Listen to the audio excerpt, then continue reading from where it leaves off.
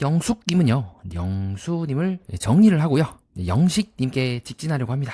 다만 조금 이상한 부분이 있죠.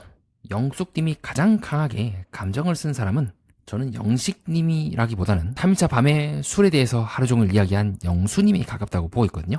자, 이것뿐만이 아닙니다. 영식님은요, 영숙님을 최종 선택할 것처럼 말씀하시면서도 다음화 예고편에서 순자님이 외적 이상형이라고 말하는 겁니다. 자, 서로가 서로에 대해서 선택을 했는데요. 다음화 예고편에서 서로가 서로의 약한 곳을 계속해서 찌르고 있는 셈이죠. 자, 영식님이 지금 이 타이밍에 이런 애매한 말을 하는 거는 그렇다 치더라도 영숙님 입장에서는 상당히 흔들릴 법한 말이거든요. 그래서 많은 분들이 뭔가 조금 애매한데? 정말 영숙과 영수는 정리가 되긴 했지만 이렇게 영숙님이 영수님을 쉽사리 정리하지 못했는데 정말 서로에 대해서 아예 미련이 없었을까? 그리고 그 이유도 잘 들어보니까 술 때문인데, 자, 그런 측면에서는 여러분께 하나 질문을 던져보고 싶습니다. 자, 우리 영수님이요, 또 다른 영수가 있다 해봅시다. 그리고 그 영수가 만약에 술을 아예 안 드시는 분이라면 영숙과 영수 그리고 영식이 지금 이 관계처럼 됐을까요? 아니면 다르게 흘러갈 수 있었을까요? 자, 실제로도 영수와 영숙님의 대화 장면에서 영수님은 이제 다음과 같이 말씀을 하십니다. 계속해서 이제 긍정적으로 생각해 보양은 있어? 나에 대해라고 미련을 갖고 계시고, 그때 영숙님이 하신 말이 좀 애매하다고 느꼈거든요. 제가 예민한 부분도 있어요, 술에 대해서 라고 말씀하시고, 3일차 밤, 즉 이제 그때 영숙과 영수가 술을 안 먹고 대화하기로 했니 아니니 그때 찌그럭찌그럭 하면서 싸울 때 만약에 그 전에 대화를 나눴으면 어땠을까라는 말을 던지긴 하세요. 거절을 하시면서도 어디서 이 관계가 틀어졌는지, 그럼 뒤집어 말하면 3일차 밤까지만 해도 영숙님은 충분히 영수에 대해서 어느 정도 고려를 했다는 말일 수도 있겠죠. 그리고 2화 때 영숙님과 영식님이 차를 타고 대화를 하시면서 그런 장면이 나옵니다. 영숙님이 그때 이제 그립톡을 영식님 거를 고르면서 사실 내가 원래 설레어 하는 인상 그 느낌과는 다른 사람 이번에 선택을 했다. 그러면 영식이 아니라는 거잖아요. 그 처음에 끌렸던 사람은. 그래서 지금 영숙님이 첫인상과 지금의 상황이 많이 달라진 거고, 그리고 그만큼 어쩌면 영숙님도 영수님과 그 고함 지르는 씬에서 그때는 영철이 아니라 영수님을 이제 처음에 고르셨잖아요. 그래서 저는 상당히 많이 사실은 영숙님께서 영수님한테 끌리다고 보고 있는 지점이에요. 이런저런 근거들이나 상황들 3차 밤까지 계속해서 기회를 주거나 하는 모습들을 볼 때, 만약에 3일차 밤에 우리 영수가 술을 안 드시는 스타일이란다면 이 관계가 과연 어떻게 됐을까라고 말입니다. 그래서 저는 다음과 같은 생각이 든 겁니다. 자, 이전에 화에서도 여러분께 설명드린 바이기도 한데요, 6화 때였죠. 저는 오히려 심적으로 가장 흔들리고 조금 가장 익숙한 스타일은 오히려 이 술을 잘 먹는, 그리고 뭔가 영숙의 뜻대로만은 행동하지 않는 영수가 더 스타일에 가깝다고 보고 있습니다.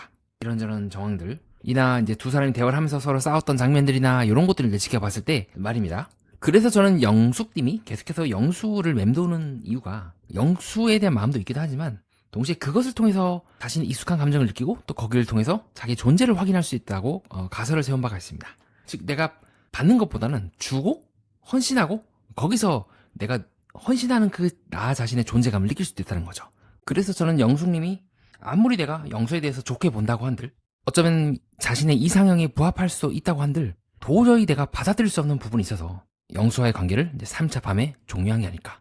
그리고 집요하게 사실 그때도 영숙님은요, 영수를 찾고 거실에서 대화하자고 하고 밤에 또 불러내서 대화할 정도로 굉장히 강렬하게 붙잡았어요. 그만큼 영숙도 그 정리가 쉽지 않았다고 느끼고 있습니다. 그래서 저는 어쩌면 그런 생각이 듭니다. 영수가 술을 먹지 않는 스타일이라고 한다면 훨씬 더 지금 단계에서 정리한 것이 아니라 영숙님도 최종까지 고민하지 않았을까요? 물론 그렇다고 해서 이제 3자 데이트에서 확실하게 영숙님이 영수님을 이제 정리한 이상 다시 영수에게 돌아갈 것 같진 않습니다. 감정을 정리하는 일이 쉽지 않았다고 해서 이미 정리를 한 이상 그것을 되돌릴 것 같진 않거든요. 다만 조금 아쉬운 부분이 있다면 술 외에도 그런 영수의 옥순도 50대이고 영숙도 너도 50이다 라고 했던 그 말을 영숙님이 받아들일지는 조금 생각을 해봐야 될 것 같습니다. 그러다가 이번 방송에 꾸준히 출연하면서 그 영식님은 반대로 되게 많이 챙겨주지 않습니까? 영숙님을. 그리고 오히려 이번 화 때 그 영식님과 영숙님의 대화 장면에서 그런 영식 앞에서 자신이 이제 툭닥거린다라고 했는데, 본격적으로 이제 어떤 그런 어색함을 느꼈던 감정은 영식이 탁 처음에 앉자마자 그렇게 말씀하세요. 이 데이트 장면에서 뭐라고 말씀하시냐면 어우 많이 불편했겠다라고. 그때부터 저는 영숙님이 조금씩 달라진다고 느꼈습니다. 그게 영수와의 차이인 것 같아요. 영수는 내가 몇 순이야? 빨리 나에게 사랑을 줘라고 약간은 좀 갈구하는 스타일이 한다면, 영식은 짱구 백단이라고 제가 늘 표현하죠. 많이 힘들었겠다, 많이 불편하겠다, 그래서 나도 조금 사실은 영수 형과 이런 상황이야 라고 나름대로 영숙에게 납득을 시키려고 하는 등 좀 그런 부분이 있지 않을까 싶습니다. 자, 근데 이 설명만 듣고는 여전히 해명이 안 되는 부분이 또 있죠. 뭐냐면, 아, 그렇구나. 그런 이유로 이제 영수에게서 영식에게 틀었는데, 그러면 왜 영식은 이 거실 장면에서, 네, 순자는 외적 이상형이고 영숙은 내적 이상형이다라는 말을 함으로써 왜 영숙님을 이제 실망을 시켰는가? 물론 그럼에도 불구하고 저는 영숙님과 영식님이 잘 된다고 보긴 하지만요. 저는 이 부분에 있어서 영식님이 살짝 실수를 했다고 생각합니다.